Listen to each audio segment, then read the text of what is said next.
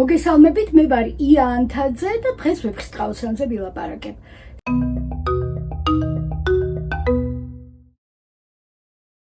სანამ მთავარ სათქმელზე გადავალ, ტრადიციულად გთხოვთ, რომ გამოიწეროთ ჩვენი, ანუ ზღარბის არხი და ამით დავეხმაროთ, რაც შეიძლება მეტ ადამიანს, რომ შემოგვიერთდნენ აქ ამ პლატფორმაზე. ახლა რაც შეეხება ვეფხისტყაოსანს, დღეს გავაგრძელებ წინა გადაცემის თემას და გიამბობთ ავთანდილის თავგადასავალს გულანშაროში, ზღვათა სამეფოს ამ ტურფა ქალაქში. უკვე ვიცით, რომ ავთანდილმა მოკლა ფატმანის საყვარელი, რომელიც მას ძალიან მძიმე შურისძიებით ემუქრებოდა. ფატმანი არის გულანშაროს ვაჭართუხუცესის მეუღლე და ჩვენ გვაინტერესებს, რა იყო ის საიდუმლო, რაც იცოდა მისმა ყოფილმა საყვარელმა და რისი გაცემითაც მას ემუქრებოდა. მაგრამ სანამ ამ კითხვას უპასუხებ, მინდა შეგახსენოთ, რომ წინა გადაცემა დავასრულე სხვა კითხვით და კითხვა იყო ასეთი, რომ როგორ მოხდა, რომ ნესტან-დარეჯანის ტყვეობა არ დასრულდა გულანშაროში ფატმანის გვერდით, არამედ დასრულდა ქაჯეთის ციხეში. აი ეს არის კითხვა, რომელზეც ხა მინდა, რომ ჩვენ ვიცოდეთ პასუხი. ფატმანი ამ უცხო ქალს ძალიან თბილად ექცეოდა, არაფერს მას არ აკლებდა და მისთვის სიკეთისმეტი არაფერი არ უნდოდა. და თითქოს ლოგიკური იყო, რომ ნესტანის ტანჯვა აქ დამთავრებულიყო, მაგრამ არა. იმის მიუხედავად, რომ ნესტანს კარგ ახალს მოუხდა ფატმანის გვერდით ცხოვრება, მას მისთვის არ უთქვამს არც ერთი სიტყვა თავის შესახებ, ვინ არის, საიდან მოვიდა და რა არის მისი პრობლემა, არ უთქვამს არაფერი ამის შესახებ და ამან ფატმანი დიდ საგონებელში ჩააგდო, იმიტომ რომ უკვე აღარ იცოდა როგორ გადაეწყვიტა ეს პრობლემა, ეს ქალი ყავდა ასე დამალული და ვერაფერს მეც ვეღარ აკეთებდა. არ უნდოდა ქმრისთვის ეთქვა ეს ამბავი, იმიტომ რომ თქვით უბუთხრა გამიმჟღავნებს დარბას მივა ისიფლიდი, ესე მეყო საგონებლად შევიდი თუ გამოვიდი. ჩემი ფლიდი ქმრისთვისო არ მინდოდა ეს საიდუმლო გამენდო, იმიტომ რომ ვფიქრობდიო, რომ მეფესთან წავა და ეტყვის, რომ აქ ეს ქალი გვყავს და ამიტომ არ მეუბნებოდიო, მაგრამ სულ კი ამაზე ვფიქრობდი, შევიდოდი თუ გამოვიდოდიო. და ბოლოს ფატმანმა გადაწყვიტა, რომ თვითონ მარტო ვერაფერს ვერ მოაგვარებდა და ასე იყო თუ ისე იყო, უნდა ეთქვა ქმრისთვის ეს ამბავი. ბოლოს დააფიცა ქმარს, რომ არ გასცემდა მის საიდუმლოს და შეიყვანა და აჩვენა ნესტან-დარეჯანი და როდესაც უსენმა ფატმანის ქმარმა ნახა ეს უცხო ქალი, ისე გაოგნდა მისი ხილვით, რომ თქვა, მე თუ შვილნი მირჩევნიან, ღმერთმან იგი დამიხოცნეს. ხო, ესე დაიწყევლა რაღაცნაირად, რომ ღმერთმა ჩემი შვილები დამიხოცოსო, თუ ეს ქალი მათზე ნაკლებად ძვირფასი იყოს ჩემთვისო. მაგრამ ამის შემდეგ მაინც მოხდა ის, რისიც ფატმანს ეშინო და მისი ქმარი წავიდა მეფესთან სასახლეში, მიუძღვნა მას რაღაც ჩვეულებრივი ძღვენი და შემდეგ უთხრა, რომ უფრო დიდი ძღვენიო თქვენთვის ჩემს სახლში მეგულებაო. მივიდნენ მეფის კაცები ფატმანთან, წამოიყვანეს იქიდან ნესტან-დარეჯანი, ფატმანი ძალიან შეწუხდა, რა თქმა უნდა, ამის გამო და ერთადერთი რაც მოახერხა ის იყო, რომ ქალს დიდი ძვირფასეულობა გაატანა, წელზე შემოარტყა უძვირფასესი ქვები და უთხრა, რომ ეს დაგჭირდებაო. მეფემ ძალიან თბილად მიიღო ნესტანი და იქვე გამოაცხადა, რომ ესო ნამდვილად ჩემი სარძულო არისო, მაგრამ შვილი იყო სადღაც ალაშკრო წასული, უნდა დალოდებოდა. ნესტანს მიუჩინა მცველები და ხო მე ძალიან მოკლედ გიყვებით, ნესტანმა ამ მცველებს აუხსნა, რომ მე არ გამოვდგები იმისთვის, რაც თქვენს მეფეს წარმოუდგენია და ამიტომ გიჯობთ, რომ გამაპაროთ, გამიშვათ აქედან, აი ამ განძის სანაცვლოდ და აჩვენა ძვირფასი თვლები, მოკეთ მოისყიდა ეს მცველები და გამოიპარა. როდესაც გამოიპარა, დაბრუნდა ფატმანთან, მადლობა უთხრა მას ყველაფრისთვის და უთხრა, რომ აქ ვეღარ გავჩერდებიო და მომეცი ცხენი, რომ გავიქცეო და ასე მამაკაცის სამოსში ცხენზე ამხედრებული წავიდა ნესტანი სადღაც უცხო გზაზე, თავისთვის უცხო გზაზე. და ეს ამბავი, რომ ზუცხო ქალი სინამდვილეში ფატმანმა გააპარა, არ იცოდა არავინ. კი ბატონო, მეფისახლიდან დაიკარგა, მაგრამ შემდეგ ვინ დაეხმარა მას იმაში, რომ საერთოდ გამქრალიყო, ეს არავინ არ იცოდა და ფატმანმა ეს ამბავი უთხრა თავის საყვარელს და ამ ამბის გაცემით ემუქრებოდა ზუსტად ეს კაცი და ეუბნებოდა, რომ აი ხვალვე წავალო მეფესთან და შენს შვილებს შენივე კბილებით დაგაჭმევინებო, ესეთი სასტიკ მუქარას ესეთი მუქარა წარმოთქვა მან და რა თქმა უნდა ფატმანი ძალიან შეშინდა, იმიტომ რომ მისთვის ეს მუქარი იყო აბსოლუტურად რეალური, იმიტომ რაც მან გააკეთა ეს გასაგები იყო ხლა მეფისთვის როგორი იქნებოდა მოსასმენად და როდესაც ავთანდილმა ფატმანის ყოფილი საყვარელი მოკლა და ამითი ფატმანი საფრთხისგან დაიხსნა, ამის შემდეგ კითხა მხოლოდ რომ რა იცოდა ამ კაცმა ისეთიო, რომ ესე ძალიან შეგაშინაო და ამ კითხვის პასუხად უამბო ფატმანმა ავთანდილს ნესტანდარეჯანის ამბავიც და მერე გაგრძელებაც ავთანდილმა ისევ ფატმანისგან შეიტყო, რომ ასე გზაზე ამხედრებული ნესტანი წასყლომია ქაჯებს, რომლებმაც დაატყვევეს ის და ქაჯეთის ციხეში გამოკეტეს.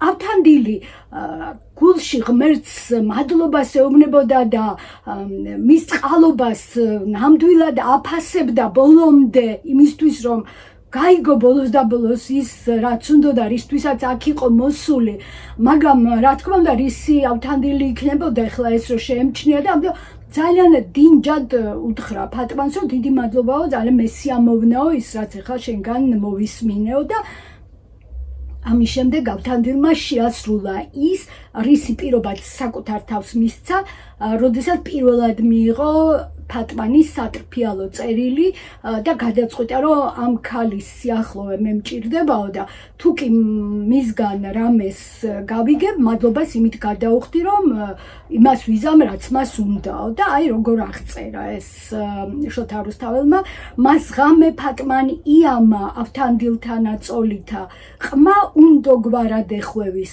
ყელსა, ყელითა ბროლითა, ესე იგი არ უნდოდა ის რასაც აკეთებდა თან როგორც ავტორი ამბობს კლავდა თინათინის მოგონება ამ დროს და ისევ ამ საჩოთირო მომენტშიც შოთა რუსთაველი თავის გმირის გვერდით არის და ამბობს რომ თუ ყვავი ვარდსა იშოვნის თავი ბულბული გონიაო.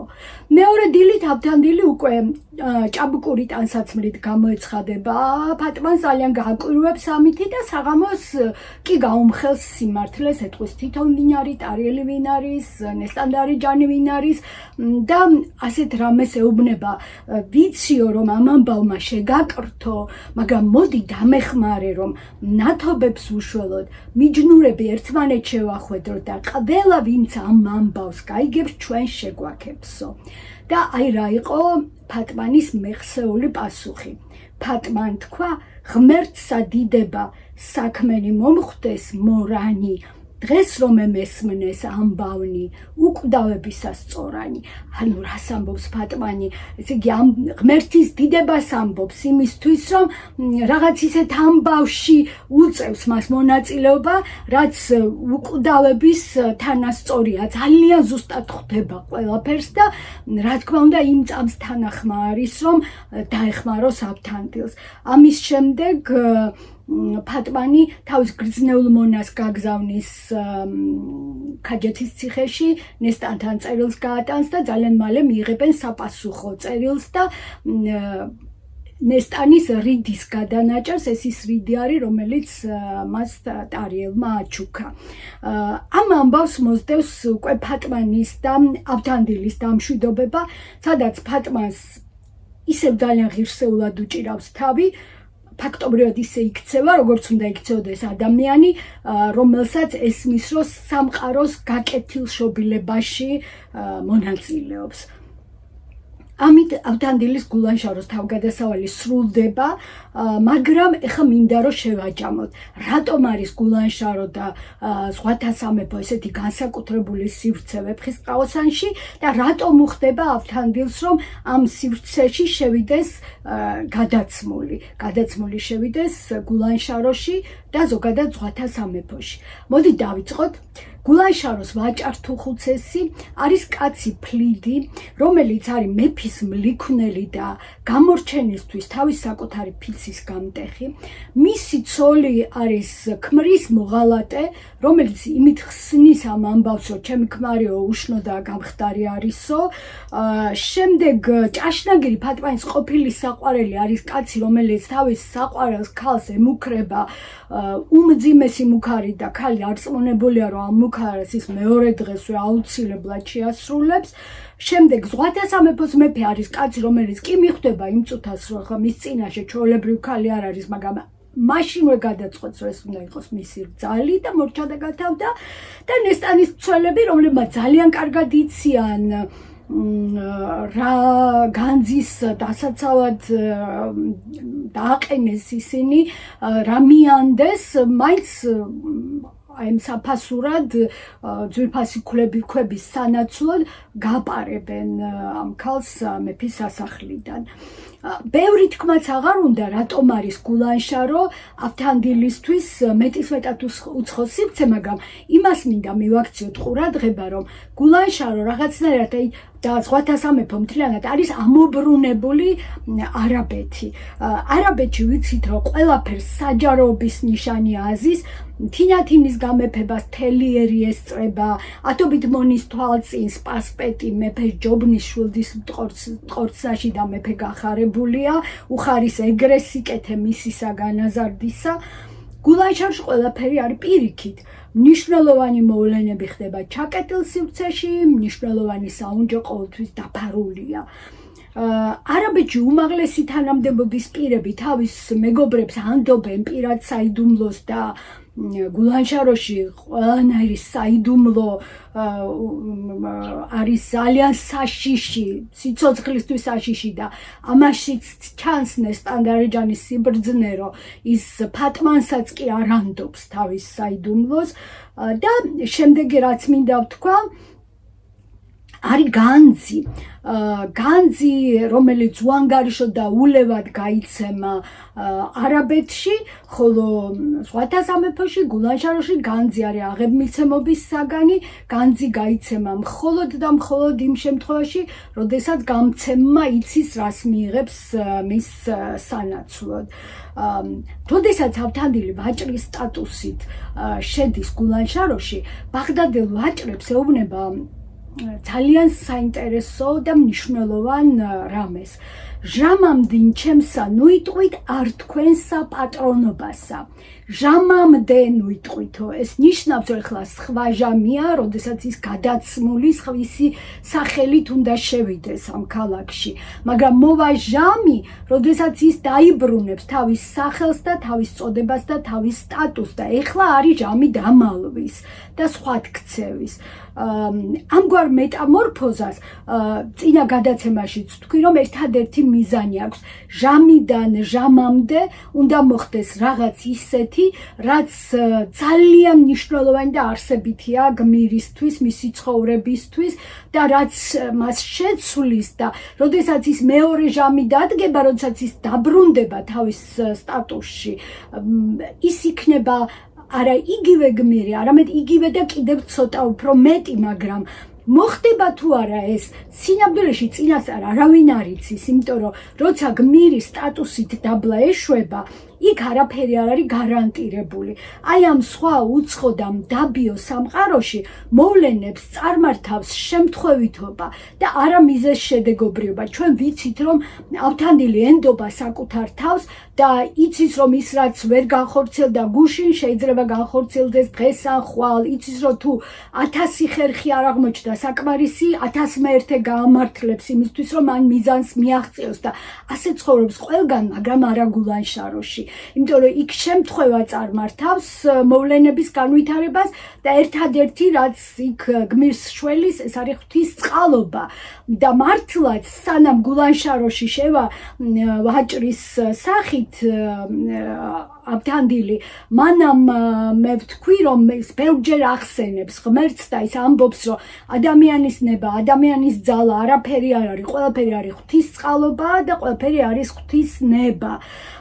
ამიტომ არის რომ ლიტერატურის თეორიაც ამბობს რომ გმირის ინიციატივაც რომ სხვა გარდაისახოს და სტატუსით დაბლა დაეშვას ეს აბას მოყვება გმირისთვის მძიმე პერიოდი, იმიტომ ეს არ არის ასე ვთქვათ ადვილი ინიციატივა, ეს არის ყოველთვის შეცდომის, ცოდვის და რაღაც დამნაშავეობის ინიციატივა, მაგრამ იმისთვის რომ გმირმა გაიაროს გზა ჯოჯოხეთიდან 64-მდე, ყმაწვილობიდან მამობამდე, სპასპეტობიდან მეფედ კურთხევამდე ეს გზა აუცილებლად გასავლელია და აი ამ დაბიოს როლი მან აუცილებლად უნდა შეასრულოს თავის ცხოვრების რაღაც ეტაპზე და ის ვინც ამ როლს ასრულებს ვაჭართა ქარავნის უფროსი არის და ყველაფერს აკეთებს ავთანდილი ისე როგორც ვაჭართა ქარავნის უფროსი გააკეთებდა მაგრამ ყოველთვის მაინც რჩება რა თქმა უნდა ავთანდილად, იმიტომ რომ ყოველთვის იცის ვინ არის, სად არის,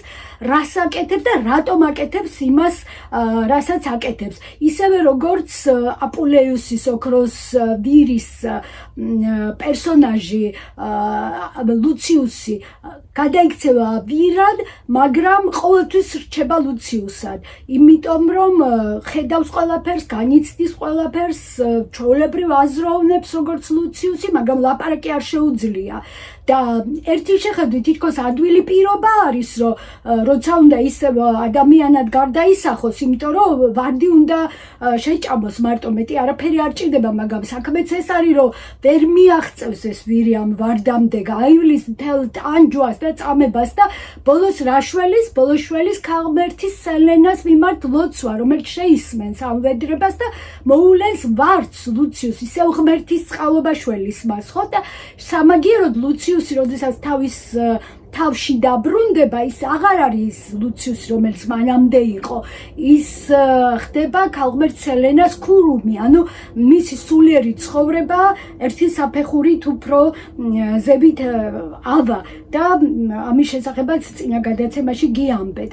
და აი ავთანდილის მეტამორფოზაც მისი ქვესკნელში, აი სიკვდილში ფაქტობრივად ყოფნის ეტაპი მხოლოდ იმ შემთხვევაში შეიძენს მნიშვნელობას, როგორც ეს იყო ლუციუსის შემთხვევაში, თუ კი იგი თავის თავს დაუბრუნდება არა ძველი ავთანდილი, არამედ ძველი ავთანდილი და კიდევ პლუს რაღაც სხვა გამოცდილების პატრონი, იმ გამოცდილების, რომელსაც იგი ვერ შეიძენდა გულანშაროში მოხვედრამდე და ეს გამოცდილება ამ შემთხვევაში არის სწორედ ის საიდუმლო, რომელიც მთლიანად შეცვლის მის ცხოვრებას და მთელ სამყაროს.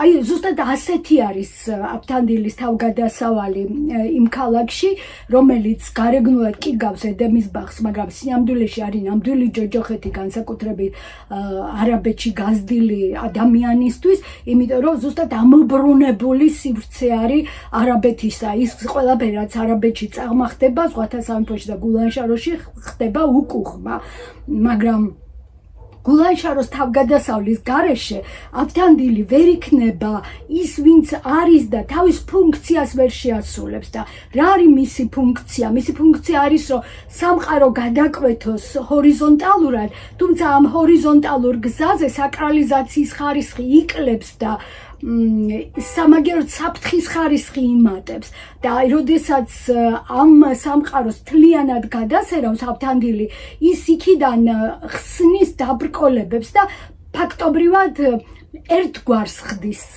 ამ სამყაროს და ეს ძალიან კარგად ჩანს შემდეგ უკვე, როდესაც გმირები თავის სამშობლოში დაბრუნდებიან და მთელი სამყარო და ყველა წინააღმდეგობა ფაქტობრივად მოხსნილი არის და ავთანდილს უზარმაზარი წვლილი აქვს ამ საქმეში.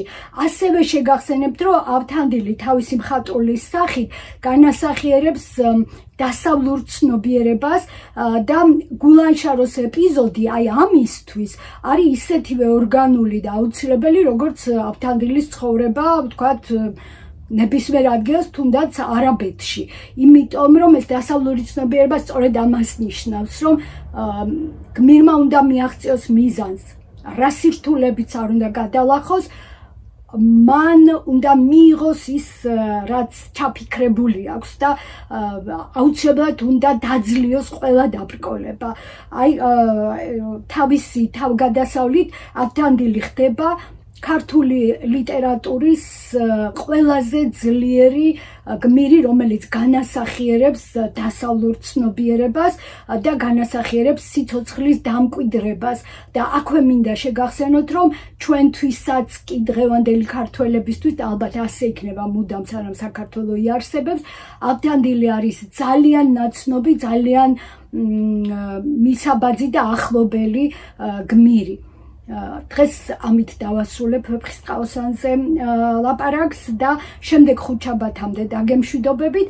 მანამდე კიდევ ერთხელ გთხოვთ, რომ გამოიწეროთ ჩვენი, ანუ ზღარბის არხი და რასაკურველია, ძალიან დიდი მადლობა ყველას, ვინც ჩემთან ერთად ხართ.